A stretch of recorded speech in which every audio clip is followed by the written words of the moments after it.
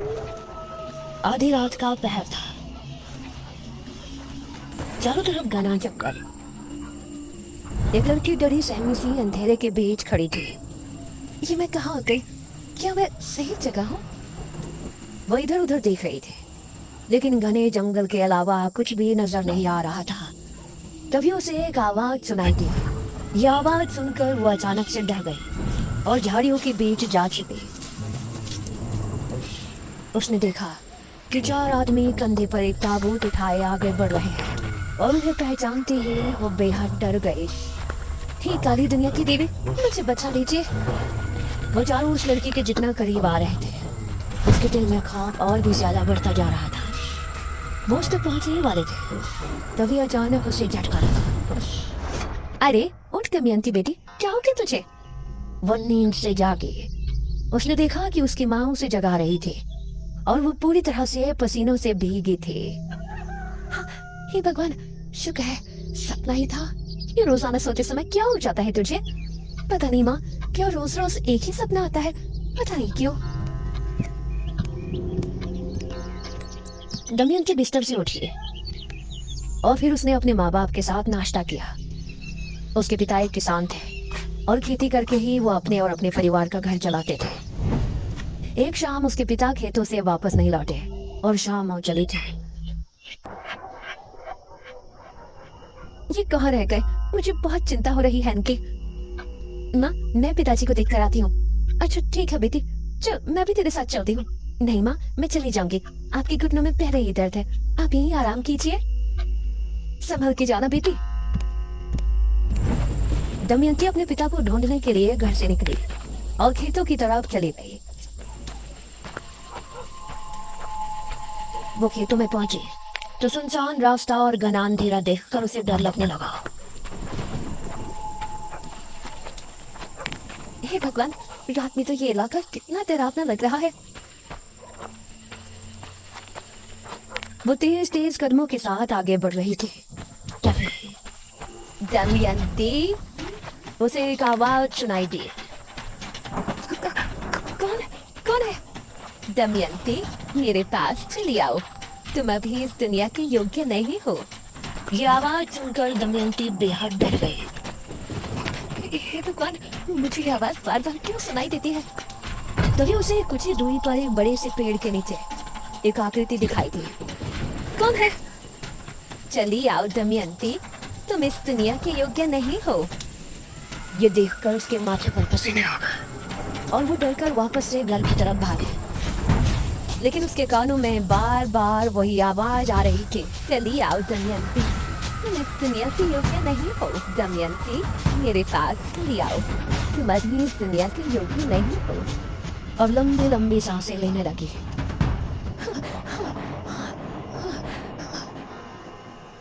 अरे दमयंती बेटा, क्या हुआ?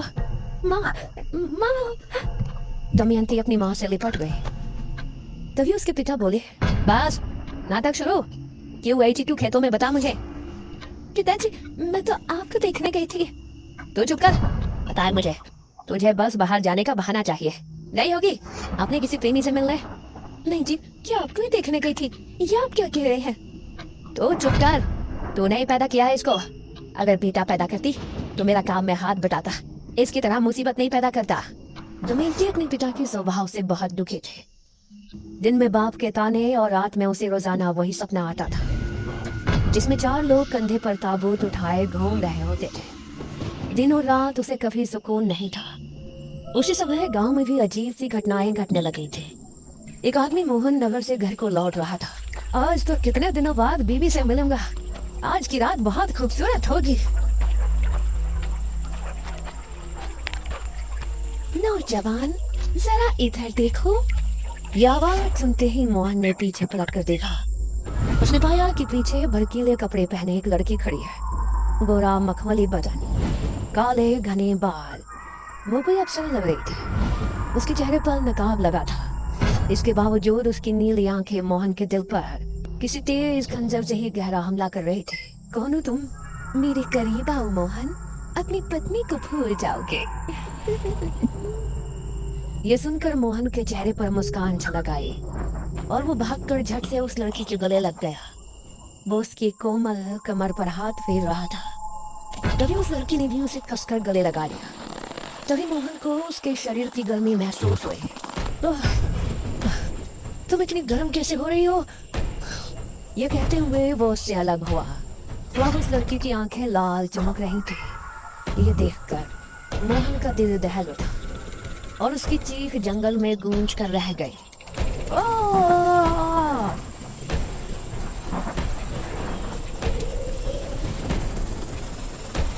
कुछ देर बाद मोहन की लाश एक पेड़ की डाल पर लटकी थी।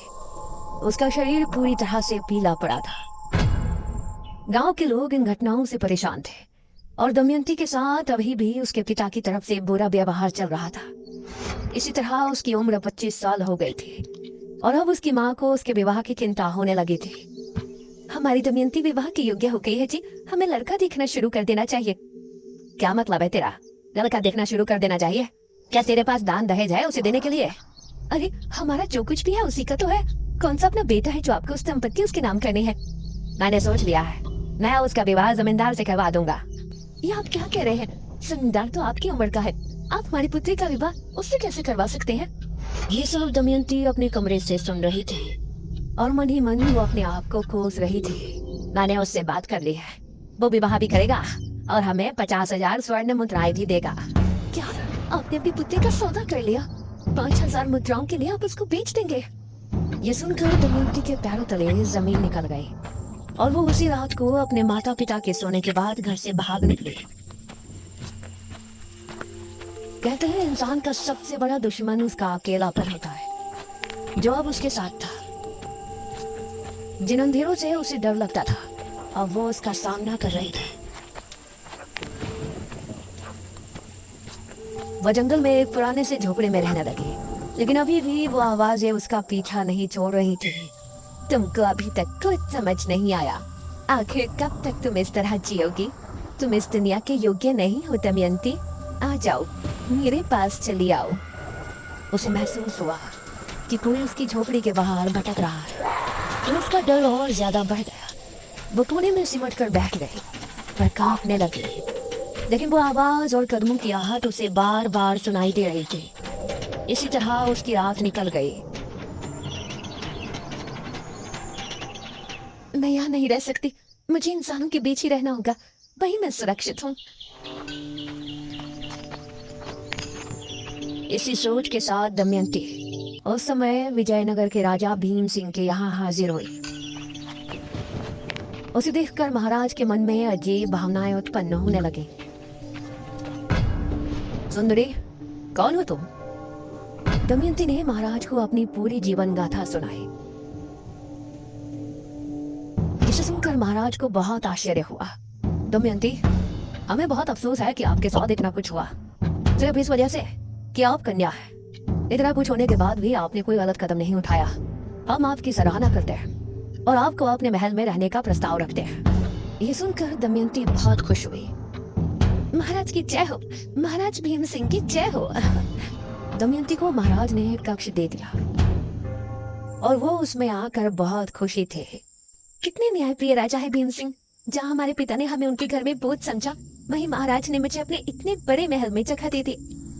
ये तुम्हारी गलत सोच है दमयंती, तुम इस दुनिया के योग्य नहीं हो, मेरे पास चली आओ।"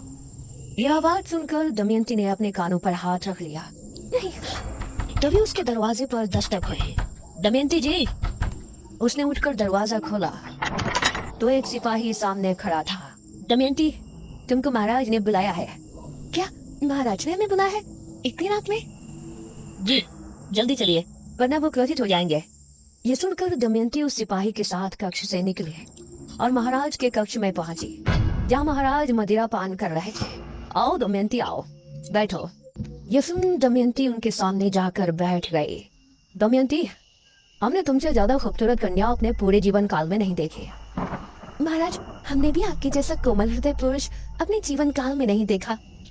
हम सोच रहे थे आपको अपनी रानी बनाए, लेकिन..." "ये क्या महाराज, ये आप क्या सोच रही हैं?"